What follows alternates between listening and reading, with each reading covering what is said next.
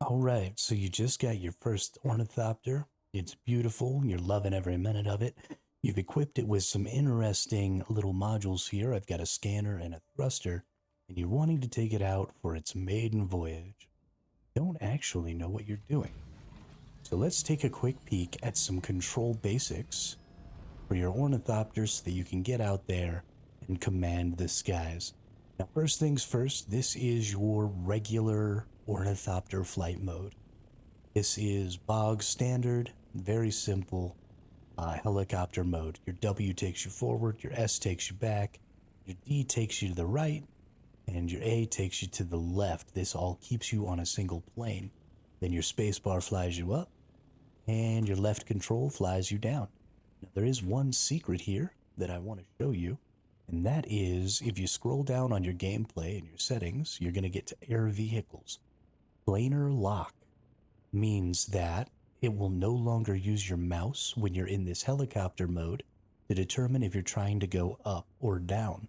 What I mean by that is normally if that planar lock is off and I look over the top of my ornithopter like this and hold W, it will actually fly me down. But as you can see, my ornithopter is not going down because my planar lock is on. If I want to go down, I have to press control. If I want to go up, I have to press spacebar. This is extremely important and is going to become extremely important later when you start using your transport ornithopter or your carrier ornithopter, because you're going to need to be able to look below you to pick up your sand crawlers or any other vehicles that you might be trying to get a hold of. So you're going to want that planar lock on, and it's best to start learning how to use it now. So WASD moves you along this XY plane, and then spacebar and left control move you up and down on the Z axis, right? So you've got your XY plane controls here and your Z axis. Now there is another flight mode for the ornithopter, and that is the vulture flight mode, which turns the ornithopter into a glider. So we're going to get a little elevation here. Now you'll see on the left-hand side of my UI, I've got an altimeter there. That's telling me what height I can go to. If you get to or exceed 750 meters, you will actually start to increase your fuel consumption. So keep it under 750. And then on the right, you'll see your temperature gauge. Any modules that you use increase your temperature. I just used a scanner there and my temp went up. Also, the higher you get, the higher your sort of base temperature is. So important to keep an eye over on your temperature controls. But let's take a look at what we can do with vulture mode. So getting into vulture mode is easy. You just press shift and you go into glider. Now you can aim down to increase your speed and then pull it back up. That's the W and S keys control your pitch, right? This is pitch control, meaning the nose of your vehicle is going up and down, and that's W and S controls that. Now you also have roll controls, which is A and D, which are going to roll your vehicle. Now, unlike the ornithopter mode, unlike the helicopter mode, you do not have any yaw control, right? In helicopter mode, I can look left and right, and my vehicle just rotates on that yaw axis. There is no yaw control like that in the glider mode. You have to roll to turn, just like a jet would. So you don't have the ability to spin on that axis, right? You only have roll and pitch controls. So one of the great things about this, though, is that if you activate one control, it locks the other. So we'll go in here and you'll see now the mouse is controlling this, right? I can control pitch and I can control roll with my mouse. As I turn that mouse, see how it rolls and goes into that turn. And as I look up, it pitches up. As I look down, it pitches down. So far, I have not found a way to prevent this. Well, that's not true. You can hold right click and go into free look, and now you're preventing that from happening. And so that's fine. But what I would prefer is for my camera to stay behind my vehicle instead of me having to keep my camera behind my vehicle. But if you can manage to keep your camera behind your vehicle with that free look, I think you'll actually have a pretty It is a little janky. That free lick doesn't work really well. So I recommend maybe not using it or not getting too used to it, or only using it briefly to do some advanced techniques that we'll talk about in the next video. So let's take a look at what we can do here.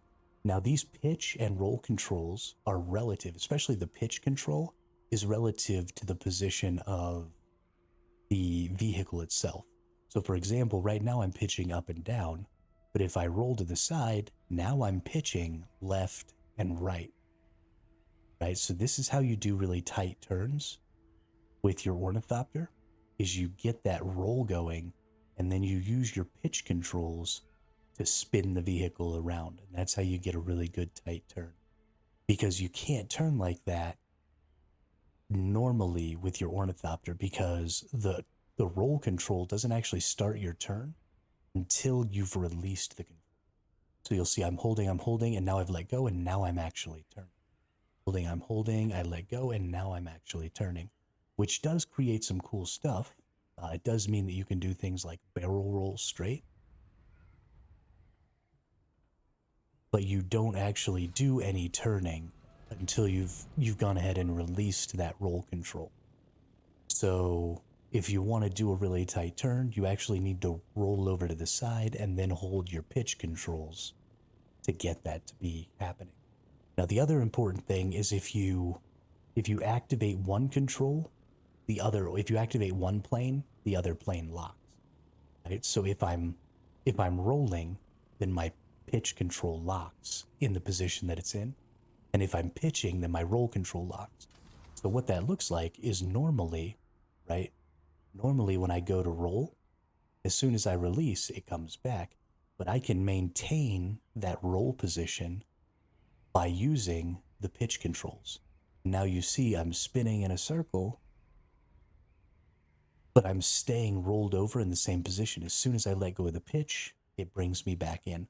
So basically, if you are manually controlling the vehicle stops trying to recenter itself.